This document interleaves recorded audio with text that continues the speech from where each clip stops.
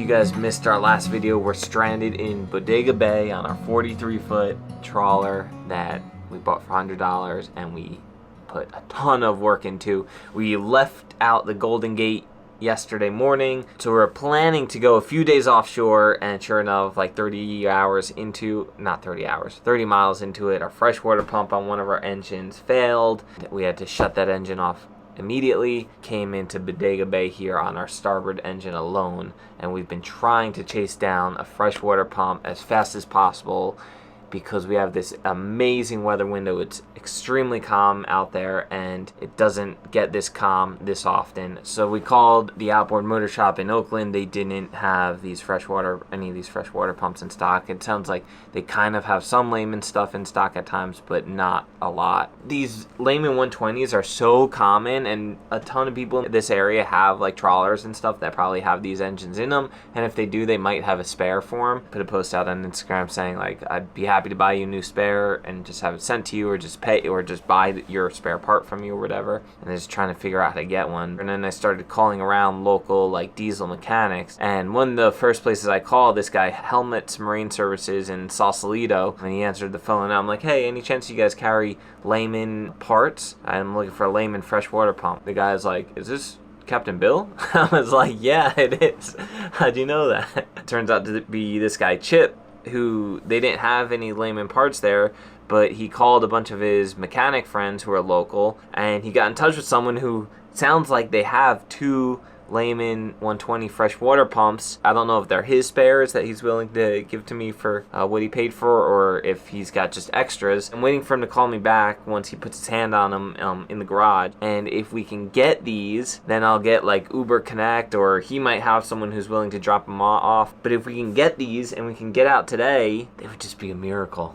Like, oh my god. Luckily, our weather window is staying a little more open than we were seeing yesterday, so it's like it's already noon today. But if we can just get out today, like in daylight, and like kind of get offshore and get cruising, then we'll be well within this amazing weather window and should be nice and calm out there. And we'll just stay offshore. We already filled up the boat with fuel, like it's at its max capacity, so plenty of fuel to get all the way up to Puget Sound. Yeah, if you're willing, I'll certainly take that freshwater pump, and that pump has a gasket with it, and then any chance you got a thermostat. All right, no worries. Yeah, I'll definitely take those two things for you from you if that's all right. So we got it. We're not gonna have a spare again. Why? He only has one. He only has one. Better than nothing though. And the other one has been replaced. It looks honestly relatively new. We really should not have a problem, at least. You better knock on something. Good, man. How are you? Good, sir. Good, thanks. Thank you so much. It's your That's parcel it. now. Perfect. Got it. Yes. Got our package, baby. There it is. Can't believe this is real. Like the other one was like, you can like shake it around. It was ridiculous. And then he also, we also bought from him a spare hose kit because I didn't have it. I have some spare hoses, but not all of them. So this is the one that I'll want for this one. Everything will work all right. Might look like a lot, but I promise you that's a tiny amount.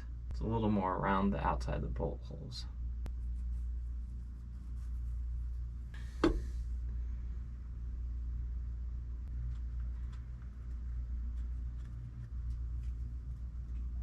I'm gonna put two belts on here so that if, God forbid, one breaks, we don't have to take this coolant line off to get the other one threaded through here.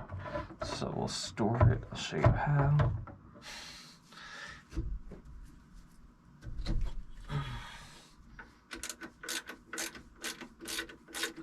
We'll just zip tie to like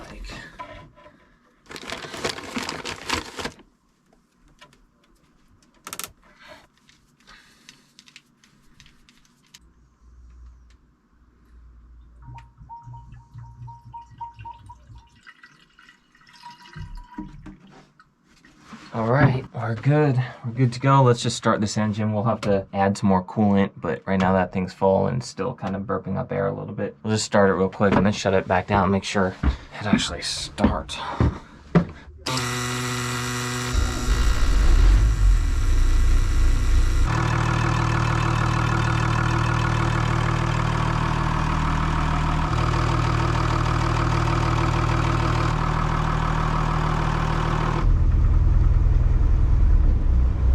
We're off.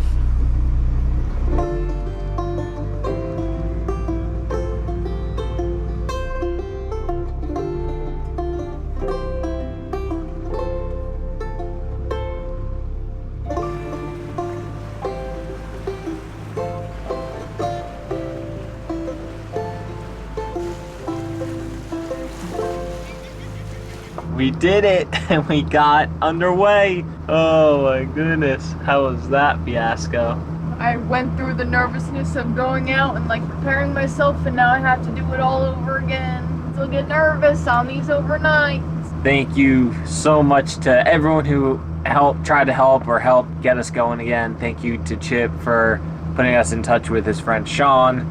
And thank you especially to Sean for having and selling us his spare freshwater pump. One of our patrons, Bill Parker especially, was like really doing a ton of searching and trying to find us a freshwater pump locally as well. So thanks to him.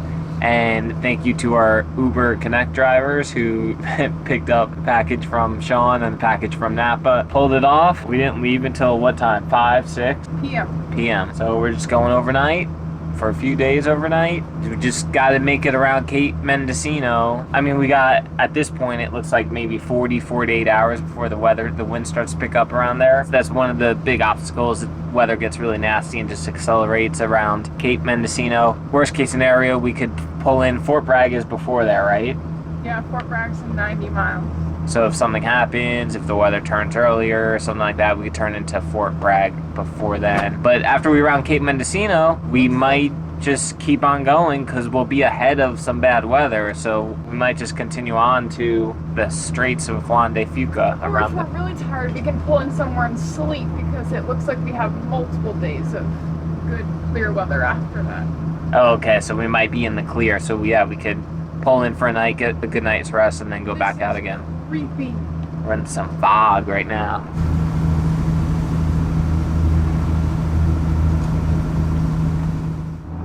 Okay, check done. Our first overnight in Mount Miss is officially complete. It was super foggy, super dark, and you couldn't see anything, but on my shifts, I didn't see any boats, any lights, or anything on the AIS. Billy saw one fishing boat and then one other boat on the AIS. The fishing boat was not on the AIS. And right now, it is just as calm can be. I just grabbed some breakfast, some cereal, just easy to eat.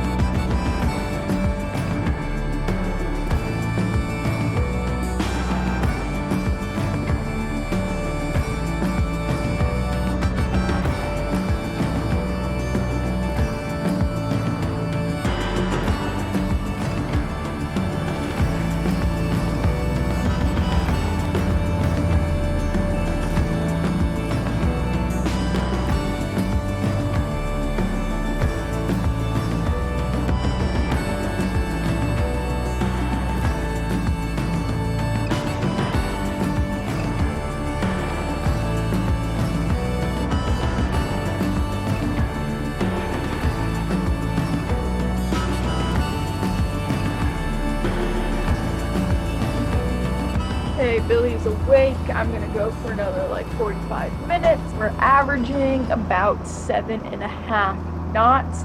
And just to give you an idea, if you're not a boater or know what 7.5 knots feels like, that is less than 9 miles per hour. So imagine driving in a car from Florida to New York going 9 miles per hour. That's pretty much what we're doing.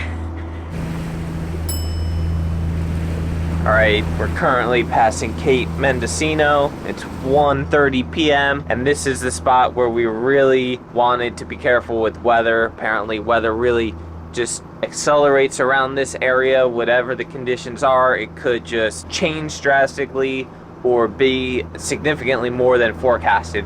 So luckily it's still incredibly calm. Maybe 3-4 foot swells, but at like a 10-11 second interval, so pretty calm conditions. This is one of the bigger parts we were worried about. So I think we're just gonna stay offshore all day today, tonight, tomorrow night. It looks like possibly Friday afternoon the wind's supposed to pick up, so we might around noon on Friday might pull into Newport, Oregon. Play it by ear a little bit. We still have some outs every 50, 60, 80 miles apart. You know, as time goes on, we'll just keep checking the weather and continue looking at our next option to get some shelter. So that's what we're doing right now. How you feeling?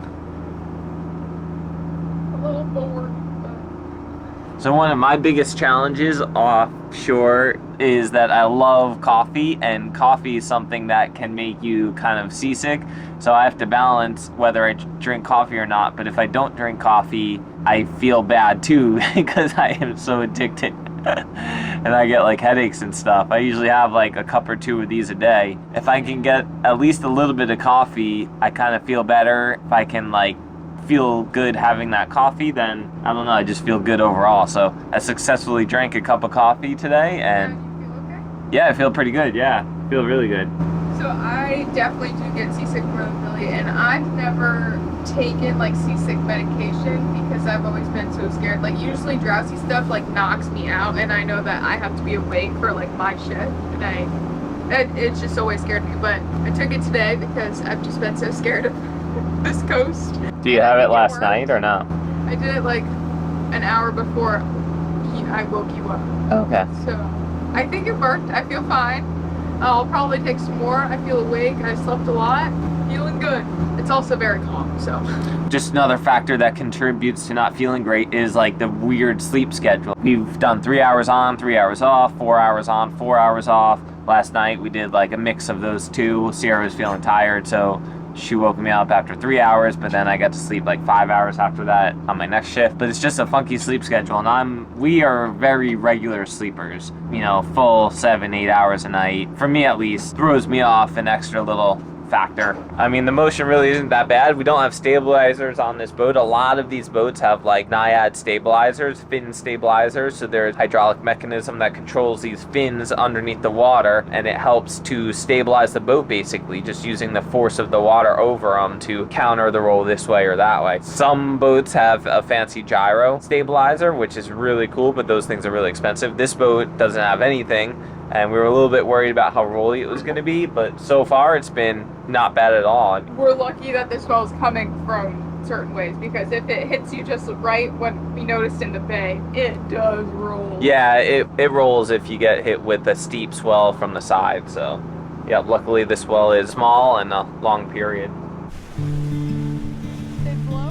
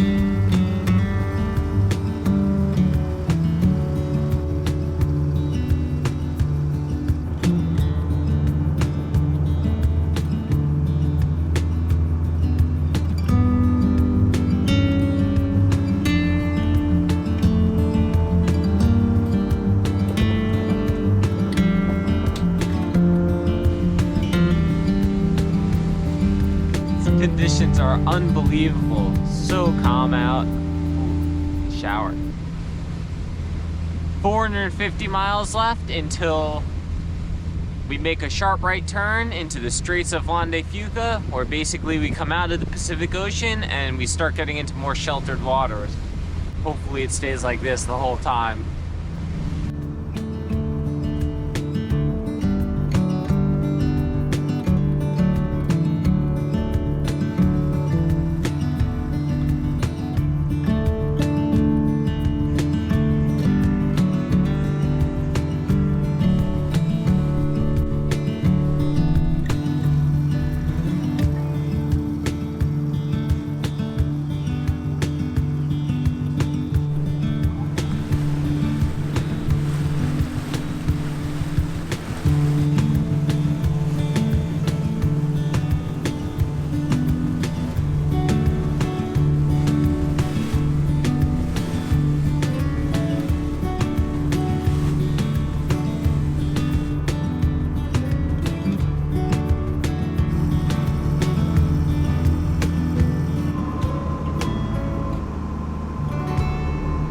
It's day 3 of being offshore straight, day 4 of our total trip from San Francisco. Honestly, it's been going awesome. Pretty uneventful. I mean, it's been pretty calm, but we've still just been kind of moseying around the boat, just mostly catching up as much as we possibly can on sleep when we're not on watch, resting, and then finally, like here and there, just getting some small projects done during the day, getting the fenders in order, the fender racks in order. We had them up on the bow, but they were completely blocking our view up there when the fenders were in, so that was no good, so we put them on the back deck.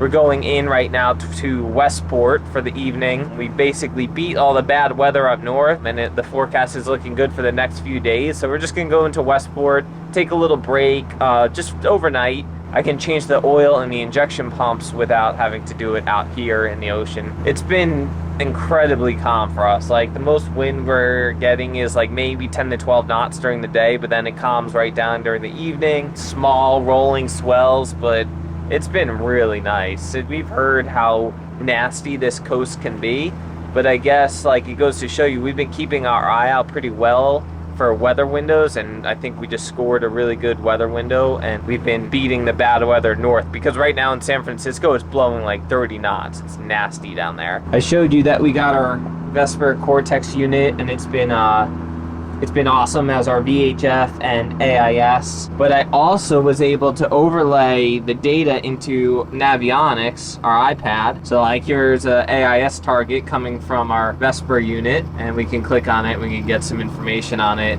If we're on a collision course or if we get too close, we'll get an alarm as well, which is pretty cool, and it was super easy to do. I wasn't even positive if you can do it, but yeah, I was just messing around and I found out you can, and it was really easy, so I'm super happy with that. Another thing, you guys know that we mostly use our iPad for navigation, and it's been amazing for us. And one of the biggest questions we get asked is, like, we have a few videos of this on Tula Tech Talk, but one of the biggest questions we get asked is like how we get service offshore. Well, you don't need service offshore, because you download your maps when you're within service. You just load the maps on Navionics and then they get saved, and then when you go offshore, your maps are on your iPad, and as long as you have a cellular enabled iPad, then it automatically has a GPS antenna inside, and it will pinpoint your location on those Navionics charts. Now, you can still use a Wi-Fi only iPad that's not cellular enabled, but then you need an external GPS antenna to hook up to it to be able to put your position on the Navionics charts. But what's cool is, because like with this system, if you have Vesper Cortex, you're able to do that. You can use the GPS antenna that comes with this whole system, and you're able to put it into the iPad, into the Navionics. So you can use a Wi-Fi only iPad, use that GPS antenna, and put your location in that iPad. Thought that was pretty cool.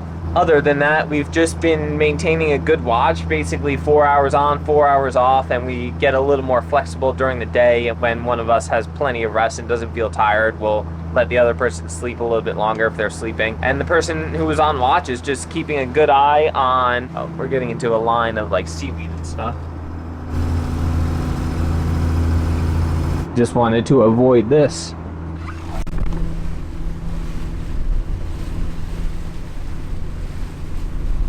So the person on watch is just in charge of keeping a visual watch, making sure we don't hit anything. At night you can't really see anything except for other lights on other boats, and then just keeping track of the chart, our heading, and then any AIS targets that show up on the chart, as well as a sharp eye on the oil pressure and the temperature of the engines, just with these gauges right here. And then every couple hours I go down to the engine room with the lights on. I just look around, make sure I don't see anything going wrong, any leaks, anything that looks or sounds funny. So far so good. So you're supposed to change the injection pump oil every 50 hours, and we're just over that, which isn't good, but we'll get the injector pump oil changed tonight, and we'll make sure we keep these engines running well. These engines are running right about 170 degrees each. Right around there is where they like to stay. They start approaching 180 too close, and something's probably not right. So that's the temperature we're looking for. How is it up here? Really nice. We got our new helm seat we just bought at West Marine. The cheapest one they sold. The cheapest one, but it's really nice. We have our original pedestal and everything still. Do you smell those seals?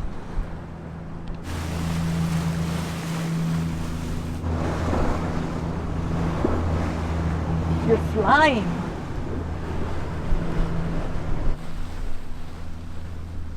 So we've been averaging about 8 knots this whole trip, which is really good. We've been estimating for 7 knots, like planning for 7 knots. Been keeping each engine at about 1650 RPMs, which is on the lower side of what I've researched a lot of people keep their layman 120s at. Everywhere between 1600 and 1800 RPMs. And the fuel burn is anywhere from 1.5 gallons per hour to 2 gallons per hour per engine inside that RPM range. So hopefully we're getting like close to 1.5 gallons per hour per engine, and we're doing 8 knots average at that speed. So I don't know if we've had some like the counter current with us a little bit helping us along. We're just pretty efficient through the water, but I'm impressed with doing that speed at that lower range of RPMs with this boat, which is awesome. Because I would say we're probably lighter than most people do use this boat because we don't have 2 of the water tanks filled. Yeah, right. We probably are a little bit lighter. And we don't have a lot of stuff. I mean, we have a lot of boards and stuff, but like we don't have that much stuff for someone living on their boat. Yeah, we don't have a bunch of like heavy stuff. We don't have the big freezer on the back, but we do have like paint and supplies, a bunch of wire. Like, think about like the boats that we bought and how filled those boats are. Yeah. On a road trip, we surfed just outside of that jetty over there in Westport. I tried to wing in this little cove right here. So it's just so funny being in the same exact spots that we were road tripping in, but now we're cruising on this boat. So at this point, when we were here in the truck camper, we weren't even thinking of going back to a boat or anything like that. We were making our way up to the Bellingham to charter that Seawind catamaran in the San Juan, and then after that we hung out with your sisters, and that's when we were like, all right, we got to start looking for a boat. We got to get back on the water. We can't wait for our catamaran to be done. And here we are.